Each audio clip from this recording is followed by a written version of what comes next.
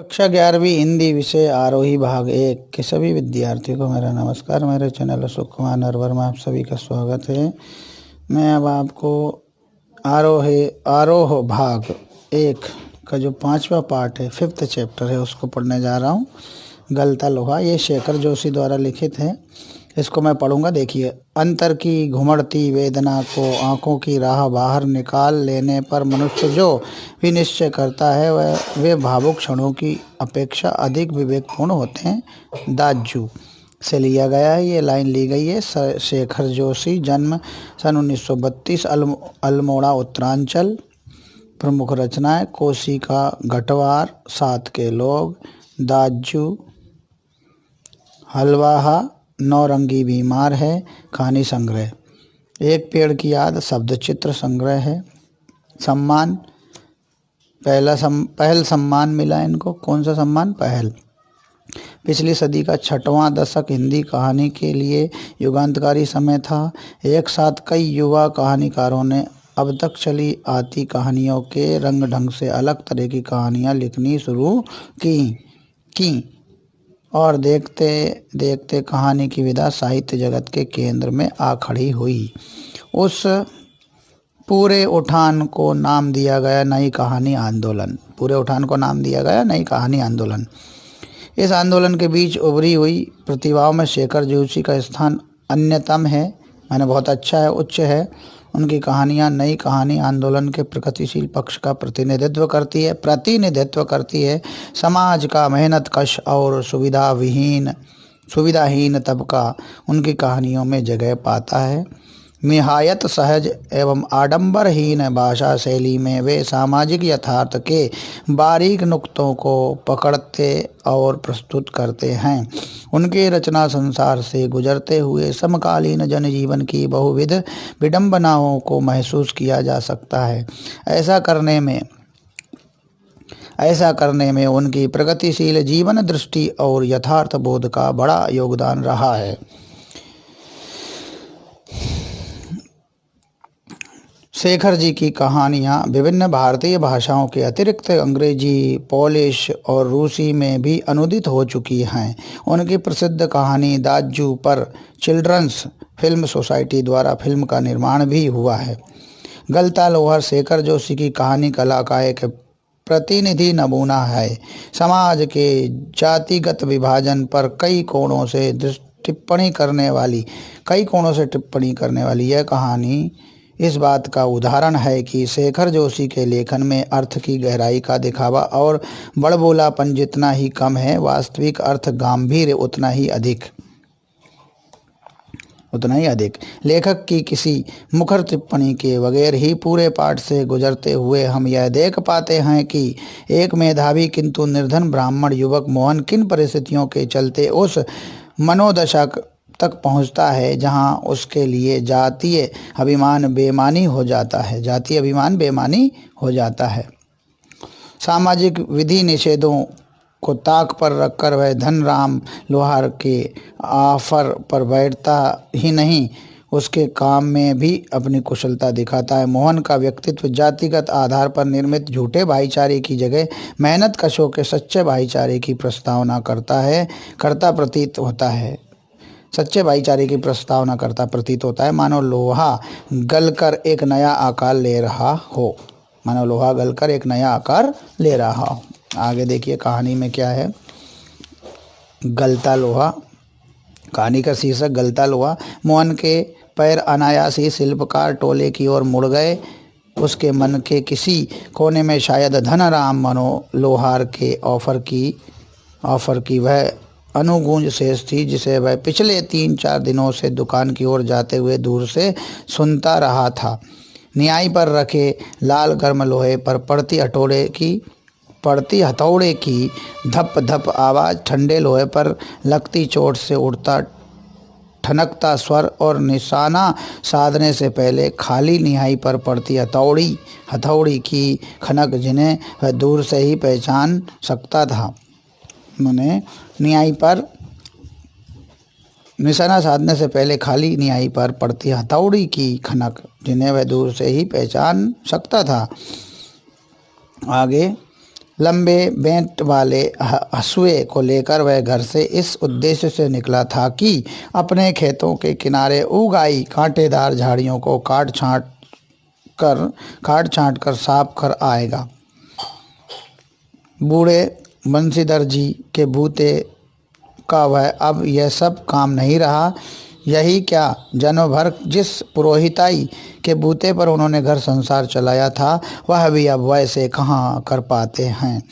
यजमान लोग उनकी निष्ठा और संयम के कारण ही उन पर श्रद्धा रखते हैं, लेकिन बुढ़ापे का जर्जर शरीर अब उतना कठिन श्रम और व्रत उपवास नहीं झेल पाता। सुबह सुबह जैसे उससे सहारा पाने की नीयत से ही उन्होंने गहरा निश्वास लेकर कहा था। क्या कहा था? आज गणनाथ जाकर चंद्रदत्त जी के लिए रुद्री पाठ करना था। अब मुश्किल ही लग रहा है। यह 2 मील की सीधी चढ़ाई अब अपने बूते की नहीं। यह 2 मील की सीधी चढ़ाई अब अपने बूते की नहीं, एकाएक ना भी नहीं कहा जा सकता। कुछ समझ में नहीं आता। ये पंडित जी कह रहे हैं कुछ समझ में नहीं आता। मोहन उनका आशय ना समझा तो मोहन उनका आशय ना समझता हो ऐसी बात नहीं है, लेकिन पिता की तरह ऐसे अनुष्ठान कर पाने का ना उसे अभ्यास ही है और ना वैसी गति। पिता की बातें सुनकर भी उसने उनका भार हल्का करने का कोई सुझाव नहीं दिया। पिता की बातें सुनकर भी उसने उनका भार हल्का करने का कोई सुझाव नहीं दिया। जैसे हवा में बात कह दी गई थी वैसे ही अनुत्तरित रह गई। पिता का भार हल्का करने के लिए वह खेतों की ओर चला था, लेकिन हंसुए की धार पर हाथ फेरते हुए उसे लगा कि वह पूरी तरह कुंद हो चुकी है। धनराम अपने बाएं हाथ से धौंकनी फूंकता हुआ दाएं हाथ से भट्टी में गर्म होते लोहे को उलट पलट रहा था और मोहन भट्टी से दूर हटकर एक खाली कनिस्तर के ऊपर बैठा उसकी कारीगरी को पारखी निगाहों से देख रहा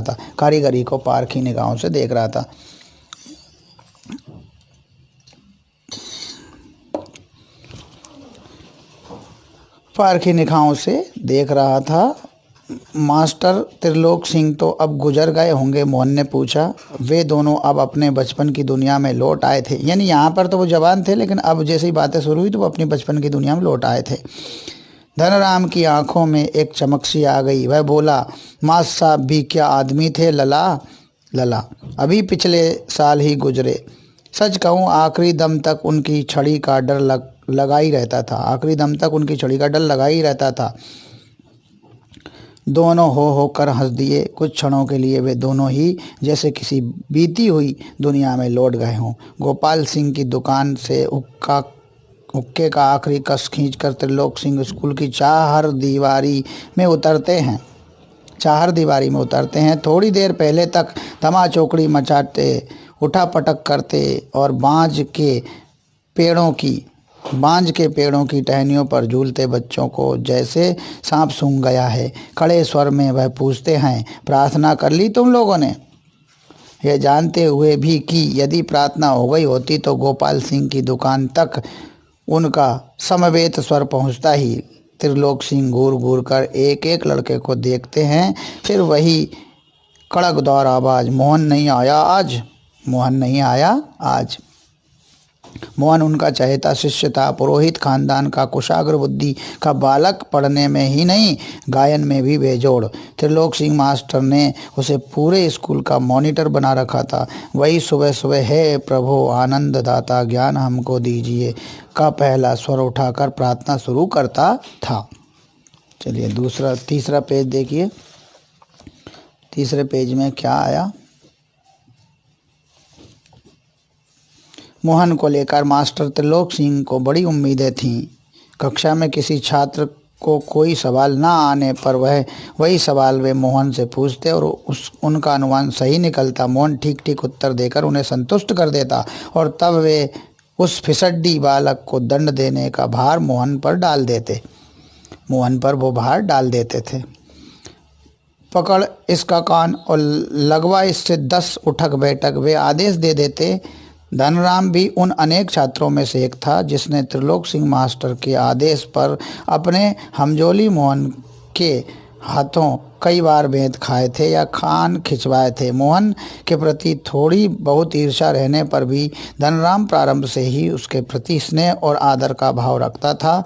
इसका एक कारण शायद यह था कि बचपन से ही मन में बैठा दी गई जातिगत हीनता के कारण धनराम ने कभी मोहन को अपना प्रतिद्वंदी नहीं समझा, बल्कि वह इसे मोहन का अधिकार ही समझता रहा। बीच बीच में त्रिलोक सिंह मास्टर का यह कहना कि मोहन एक दिन बहुत बड़ा आदमी बनकर स्कूल का और उनका नाम ऊंचा करेगा, धनराम के लिए किसी और तरह के से सोचने की गुंजाइश ही नहीं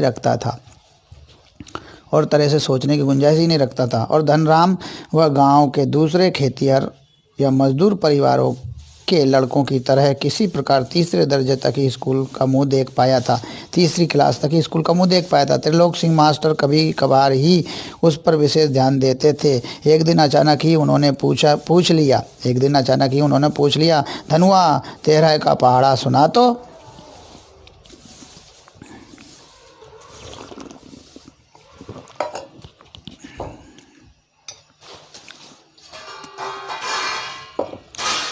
तो 12 तक का पहाड़ा तो उसने किसी तरह याद कर लिया था, लेकिन 13 का ही पहाड़ा उसके लिए पहाड़ हो गया था। 13 कम 13, 13 दूनी 24। अब आगे सटाक एक संटी उसकी पिंडलियों पर मास्टर साहब ने लगाई थी कि वह टूट गई। गुस्से में उन्होंने आदेश दिया, जा नाले से एक अच्छी मजबूत संटी ले तोड़ कर ला, फिर तुझे 13 का पहाड़ा याद कराता हूँ। ऐसे मास्टर साहब ने उसे पीटा। त्रिलोक सिंह मास्टर का यह सामान्य नियम था। सजा पाने वाले को ही अपने लिए हथियार भी जुटाना होता था, और जाहिर है बलि का बकरा अपने से अधिक मास्टर के संतोष को ध्यान में रखकर टहनी का चुनाव ऐसे करता जैसे वह अपने लिए नहीं, किसी दूसरे को दंडित करने के लिए हथियार का चुनाव कर रहा हो। धनराम की मंदबुद्धि रही हो या मन में बैठा हुआ डर कि पूरे दिन घोंटा लगाने पर भी उसे 13 का पहाड़ा याद नहीं हो पाया था, छुट्टी के समय जब मास्टर साहब ने उसे दोबारा पहाड़ा सुनाने को कहा तो तीसरी सीढ़ी तक पहुंचते पहुंचते वह फिर लड़खड़ा गया था। लेकिन इस बार मास्टर त्रिलोक सिंह ने उसके लाए हुए बेंत का उपयोग करने की बजाय जवान की चाबुक चला दी। तेरे दिमाग में तो लोहा भरा है रे, विद्या का ताप कहाँ लगेगा इसमें। अपने थैले से 5-6 दरातियाँ निकालकर उन्होंने धनराम को धार लगा लाने के लिए पकड़ा दी थी। 5-6 दरातियाँ मैंने हंसिए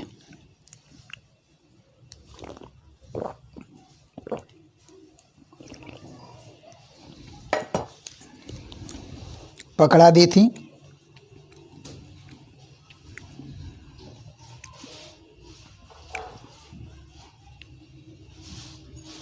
किताबों की विद्या का ताप लगाने की सामर्थ्य धनराम के पिता में नहीं थी। धनराम हाथ पैर चलाने लायक हुआ ही था कि बाप ने उसे धोखनी फूकने या सान लगाने के कामों में उलझाना शुरू कर दिया, और फिर धीरे धीरे हथौड़े से लेकर गन चलाने की विद्या सिखाने लगा।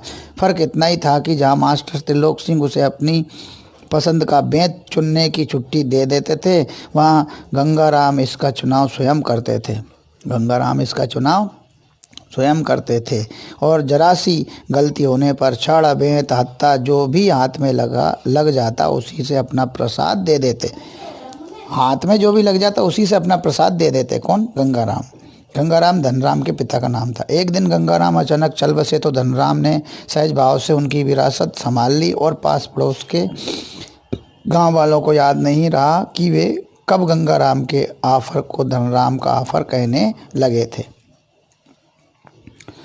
प्राइमरी स्कूल की सीमा लागते ही मोहन ने छात्रवृत्ति प्राप्त कर त्रिलोक सिंह मास्टर की भविष्यवाणी को किसी हद तक सिद्ध कर दिया तो साधारण हैसियत वाले यजमानों की पुरोहिताई करने वाले बंशीधर तिवारी मतलब मोहन के पिताजी का नाम बंशीधर तिवारी का हौसला बढ़ गया और वे भी अपने पुत्र को पढ़ा लिखा कर बड़ा आदमी बनाने का स्वप्न देखने लगे। पीढ़ियों से चलते आते पैतृक धंधे ने उन्हें निराश कर दिया था। दान दक्षिणा के बूते पर वे किसी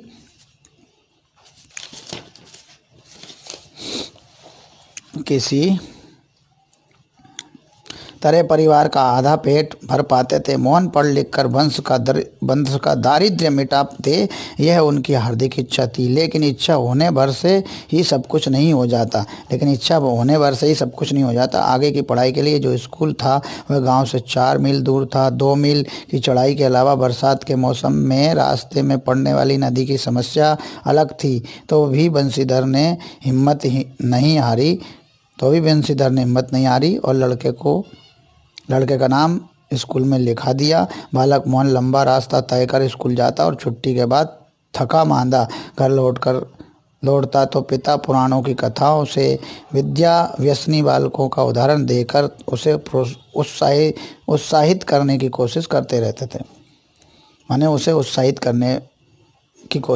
रहते थे। वर्षा के दिनों में नदी पार करने की कठिनाई को देखते हुए बंशीधर ने नदी पार के गांव में एक यजमान के घर पर मोहन का डेरा तय कर दिया था। घर के अन्य बच्चों की तरह मोहन खा पी कर स्कूल जाता और छुट्टियों में नदी उतार पर होने पर गांव लौट आता था। संयोग की बात, एक दिन छुट्टी के पहले दिन जब नदी का पानी उतार पर ही था और मोहन कुछ घसियारों के साथ नदी पार कर घर आ रहा था। घसियारे मैंने घास काटने वालों के साथ। क्या हुआ, एक बार छुट्टी के पहले दिन जब नदी का पानी उतार पर ही था और मोहन कुछ घसियारों के साथ नदी पार वर्षा के दिनों में नदी पार करने की कठिनाई को देखते हुए बंशीधर ने नदी पार के गांव में एक यजमान के घर मोहन का डेरा तय कर दिया। घर के अन्य बच्चों की तरह मोहन खा पी कर स्कूल जाता और छुट्टियों में नदी उतार पर होने पर गांव लौट आता था। संयोग की बात, एक बार छुट्टी होने वाले के पहले दिन नदी का पानी उतार पर ही था और मोहन कुछ घसियारों के साथ नदी पार कर घर आ रहा था तो पहाड़ी के दूसरी ओर भारी वर्षा होने के कारण अचानक नदी का पानी बढ़ गया। पहले नदी की धारा में झाड़ झंकाड़ और पात पतेल आने शुरू हुए तो अनुभवी घसियारों ने तेजी से पानी को काट कर आगे बढ़ने की कोशिश की, लेकिन किनारे पहुंचते पहुंचते मटमैले पानी का रेला उन तक आ ही पहुंचा। वे लोग किसी प्रकार सकुशल इस पार पहुंचने में सफल हो सके। इस घटना के बाद बंशीधर घबरा गए और बच्चे के भविष्य को लेकर चिंतित रहने लगे। बिरादरी के एक संपन्न परिवार का युवक रमेश उन दिनों लखनऊ से छुट्टी में गांव आया हुआ था। बातों बातों में बंशीधर ने मोहन की पढ़ाई के संबंध में उससे अपनी चिंता प्रकट की तो उसने न केवल अपनी सहानुभूति जतलाई बल्कि उन्हें सुझाव दिया कि वे मोहन को उसके साथ ही लखनऊ भेज दें। घर में जहां 4 प्राणी हैं, एक और बढ़ जाने से कोई अंतर नहीं पड़ता, बल्कि बड़े शहर में रहकर वह अच्छी तरह पढ़ लिख सकेगा। आगे क्या होता है देखिए, क्या दुर्घटना होती है उसके साथ, बेचारे के साथ, मोहन के साथ। बंशीधर को जैसे रमेश के रूप में साक्षात भगवान मिल गए हों। उनकी आंखों में पानी छलछलाने लगा। भरे गले से वे केवल इतना ही कह पाए कि बिरादरी का यही सहारा होता है। छुट्टियां शेष होने पर रमेश वापस लौटा तो माँ बाप और अपनी गांव की दुनिया से बिछुड़कर सहमा सा मोहन भी उसके साथ लखनऊ आ पहुंचा। अब मोहन की जिंदगी का एक नया अध्याय शुरू हुआ। घर की दोनों महिलाओं जिन्हें वह चाची और भाभी कहकर पुकारता था का हाथ बटाने के अलावा धीरे धीरे वह मोहल्ले की सभी चाचियों और भाभियों के लिए कामकाज में हाथ बटाने का साधन बन गया। मोहन थोड़ा दही तो ला दे बाजार से, मोहन ये कपड़े धोबी को दे तो आ, मोहन 1 किलो आलू तो ला दे। औसत दफ्तरी बड़े बाबू की हैसियत वाले रमेश के लिए मोहन को अपना भाई बिरादर बतलाना अपने सम्मान के विरुद्ध जान पड़ता था और उसे घरेलू नौकर से अधिक हैसियत वह नहीं देता था। इस बात को मोहन भी समझने लगा था। थोड़ी बहुत हीला हवाली करने के बाद रमेश ने निकट के ही एक साधारण से स्कूल में उसका नाम लिखवा दिया, लेकिन एकदम नए वातावरण और रात दिन के काम के बोझ के कारण गांव का वह मेधावी छात्र सहज के स्कूली जीवन में अपनी कोई पहचान नहीं बना पाया। उसका जीवन एक बंधी बंधाई लीक पर चलता रहा। साल में एक बार गर्मियों की छुट्टी में गांव जाने का मौका भी तभी मिलता जब रमेश या उसके घर का कोई प्राणी गांव जाने वाला होता, वरन उन छुट्टियों को भी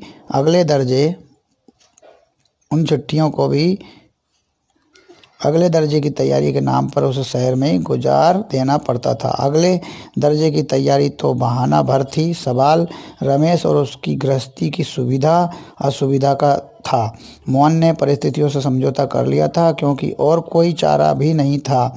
घर वालों को अपनी वास्तविक स्थिति बतलाकर वह दुखी नहीं करना चाहता था। बंशीधर उसके सुनहरे भविष्य के सपने देख रहे थे बंशीधर। अब क्या होता है देखिए।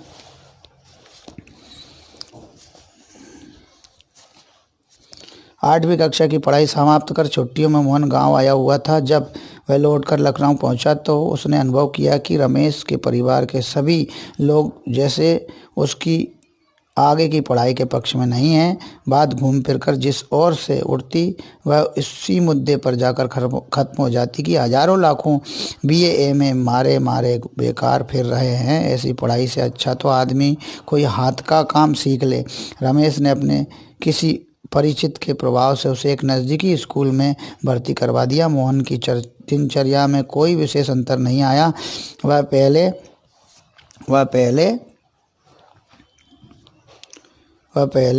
की तरह स्कूल और घरेलू कामकाज में व्यस्त रहता। धीरे धीरे 1.5-2 वर्ष का यह समय भी बीत गया और मोहन अपने पैरों पर खड़ा होने के लिए कारखानों और फैक्ट्रियों के चक्कर लगाने लगा। बंशीधर से जब कोई मोहन के विषय में पूछता तो वह उत्साह के साथ उसकी पढ़ाई की बात बताने लगते और मन ही मन उनको विश्वास था कि वह एक दिन बड़ा अफसर बनकर लौटेगा। लेकिन जब उन्हें वास्तविकता का ज्ञान हुआ तो न सिर्फ गहरा दुख हुआ, बल्कि वे लोगों को अपने स्वप्न भंग की जानकारी देने का साहस नहीं जुटा पाए, अपना सपना भंग होने की।